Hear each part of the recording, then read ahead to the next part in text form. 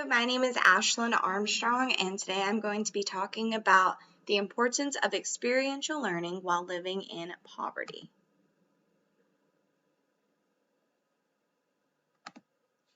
The identified problem. Students living in poverty might not get the chance or opportunity to experience the rest of the world. Experiential learning is crucial for those students to maintain higher academic scores. Data backs it up that students in poverty perform better in school when given the opportunities to see more of the world by going on field trips. Students in poverty need exposure to the world by going on field trips, experimenting in science class, or learning from someone in the field they are studying. These children need to experience learning and not just read about it in their textbooks. Some data to back this up is poverty is more prevalent among children of color. High poverty among children of color reflects unequal access to opportunity. Our collective future would be brighter if all children could reach their potential. If the poverty rate for children of color were as low as that for white children, 957,000 fewer kids would be in poverty.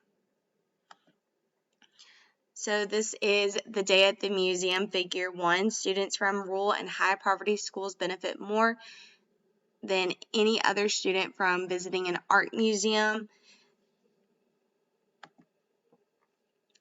This is showing the number of students in poverty as of 2019, which was 14.4%. This was before the coronavirus pandemic hit America, so it's safe to assume that more people are living in poverty today because of job losses because of the pandemic. Background investigation. Students living in poverty might not ever get the chance to experience parts of the world that others take for granted and get to see often. According to the National Center for Children in Poverty in 2016, 41% of children in the United States under the age of 18 lived in low-income households. Students who do not have background knowledge tend to struggle more in class than their peers who have background knowledge. Almost half of the students in the country are currently living in poverty. The child poverty rate is also a moral standard of what a society is willing to allow children to experience by the accident of their birth into particular circumstances, which in many cases means suffering in the deprivation of basic needs by which to grow and come of age, facing diminished opportunities for success and limited chances for full participation in their society's growth and development. Sampling methods and sample description. This study will be a quantitative research study. The end-of-the-year results from the state test, the ACAP, will be used as the method for data collection. A sample of 50 students in grades 4 through 6 from each the control and experimental group will be selected through a simple random sampling, so every student has an equal opportunity of being selected. Instruments. The ACAP is what all students take at the end of the year in their state test in Alabama. All grade levels test for reading and math, so those are the only two being recorded for the study because not all grade levels test science. The AimsWeb Plus measures the scores and analyzes students before it gets to the end of the year test. These will be the instruments used for data collection and are incredibly valid sources of measurement, as every student in Alabama will be administered the same test. The results from these tests are objective. Collaborative efforts. Classroom teachers will work with the community members to have those members come in as guest speakers to the class. These speakers will relate to the content in the classroom with their jobs. Seeing real-world examples will help students know the importance of learning what they are learning. Classroom teachers will also collaborate with the representatives of the field trips, such as tour guides and anyone who will be assisting in the field trip. Experiential learning will allow students to see more of the world. Procedures. One group of students will receive instruction with experiments, hands-on activities, field trips, and guest speakers. The other group will learn traditionally. The students in each class will be selected randomly before the school year starts. The AimsWeb Plus will be given to both groups at the beginning of the school year to gather quantitative data. Every student will have the opportunity to participate in the study. Internal and external validity.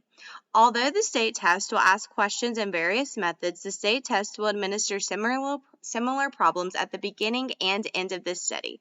Weekly lesson plans will ensure all students in the experimental group learn in some hands-on strategy that week.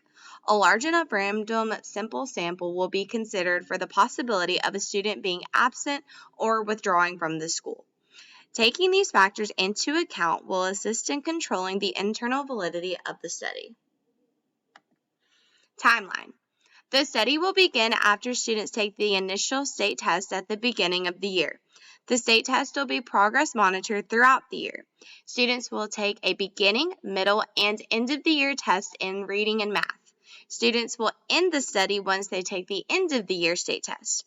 Between the beginning and end of the year test, students in the experimental group will be working closely with their teachers to have learning opportunities and experiences such as field trips and guest speakers. Special populations. Accommodations will be made for students who have an IEP.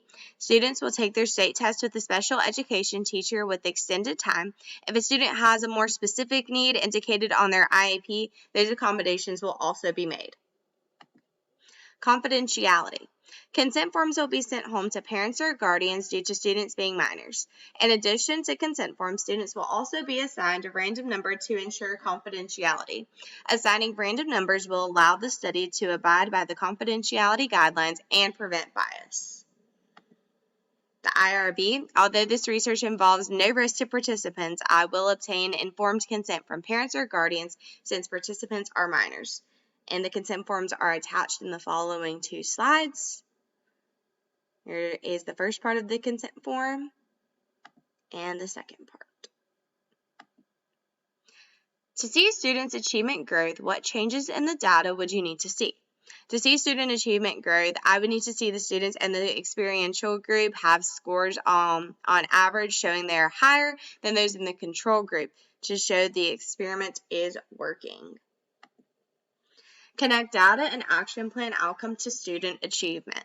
So the short term would be students will increase their AIMSWeb Plus scores and their ACAP scores. Students will be engaged in hands-on learning. Students will be excited to come to school. The long term, students will likely continue to see a growth in their standardized test scores.